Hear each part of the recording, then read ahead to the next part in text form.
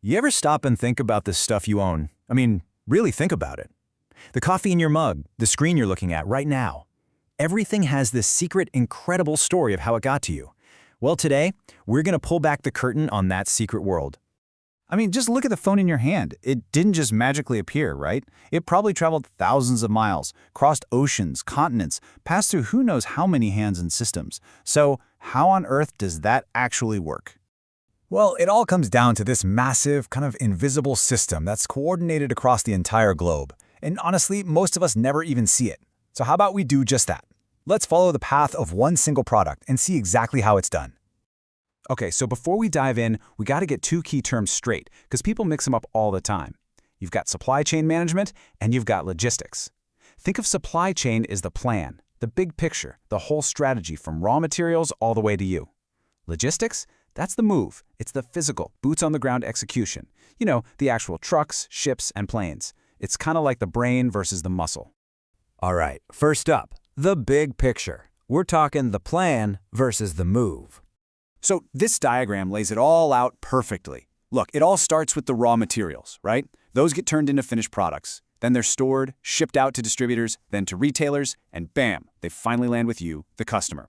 That entire loop from start to finish, that's the supply chain. And logistics? Well, logistics is every single arrow you see here. It's the physical journey between each and every one of those steps. Okay, so where does this whole physical journey actually begin? Funny enough, it all starts with a single, really important piece of paper. And that document is the purchase order, or PO for short. You can think of it as the official starting gun for the whole race. Seriously, without this legally binding contract, nothing, and I mean nothing, moves.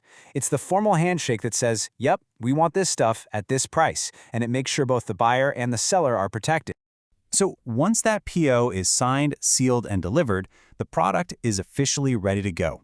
And this is where things get really interesting. We're now entering the global relay race of logistics.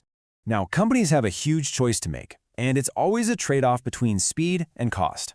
You've got sea freight. It's super cheap, but man, is it slow. It's perfect for bulky stuff like cars or furniture where you're not in a rush.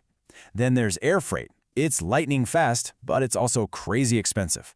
This is for the urgent stuff, high-value electronics or life-saving medicines.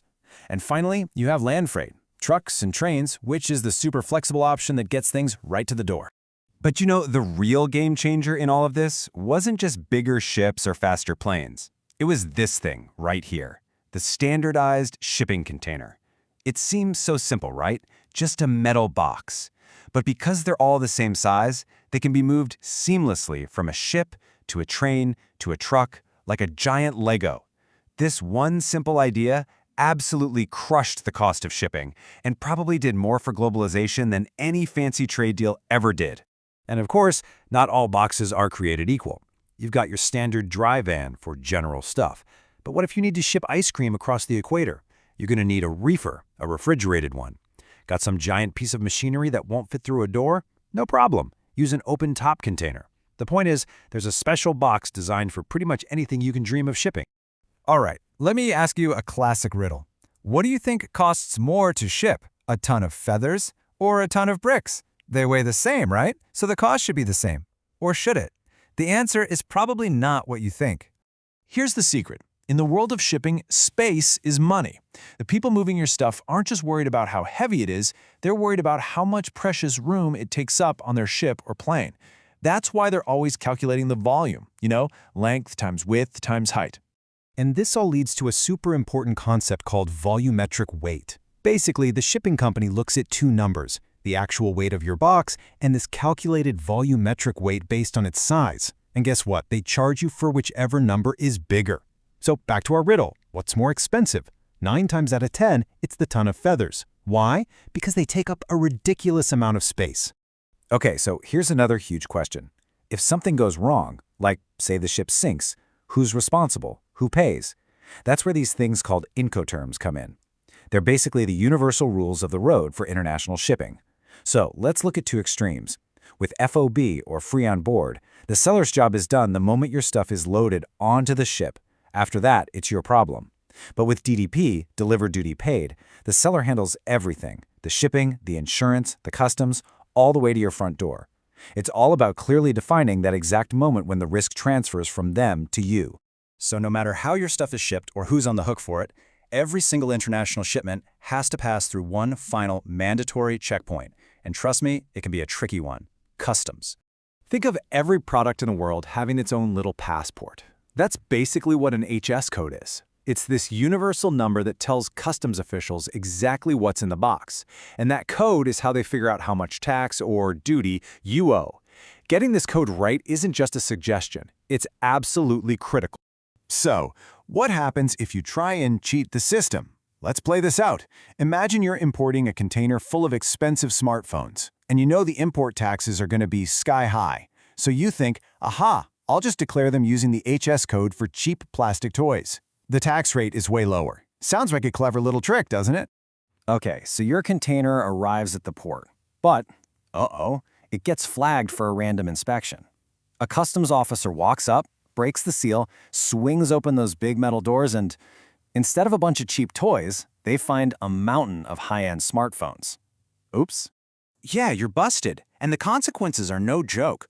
We're talking massive fines. Your entire shipment, worth maybe millions of dollars, gets seized. And worst of all, you could lose your import license forever. The bottom line, the risk is just, it's not worth it. All right, so let's say your shipment makes it through customs, legally, and arrives at its destination. How does a company actually know if the whole journey was a success? Well, they have a scorecard for that.